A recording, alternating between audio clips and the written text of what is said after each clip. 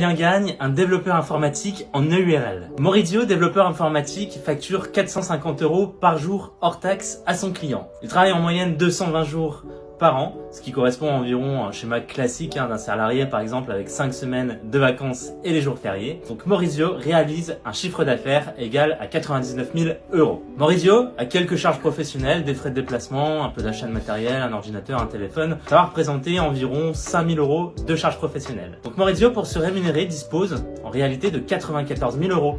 On avait 99 000 € de chiffre d'affaires auquel on vient déduire les 5 000 € de charges dont je viens de parler. Les 94 000 € correspondent à ce que j'appelle l'enveloppe. C'est ce qui va servir à Maurizio à payer son salaire net et ses cotisations sociales. Maurizio, comme j'ai dit, étant en EURL, a un pourcentage de cotisations sociales égal à 45%. Avec une enveloppe de 94 000 €, Maurizio va pouvoir prétendre à une rémunération nette de 64 827 € pour 29 173 € de cotisations sociales. Et 45%, c'est vraiment de la rémunération nette, donc des 64 827 €. Si on additionne les deux montants, on retombe sur notre enveloppe globale de 94 000 €. Alors dans ce cadre-là, si vous voulez, on a optimisé la rémunération de Maurizio. C'est-à-dire que toutes les disponibilités dans l'entreprise ont été passées en rémunération. Effectivement, Maurizio, faisant une activité de développeur informatique, n'a pas besoin de trésorerie pour les années futures. De ce fait, il n'y a pas d'impôt sur les sociétés à payer parce que le résultat de la société est de 0. On reprend les 99 000 €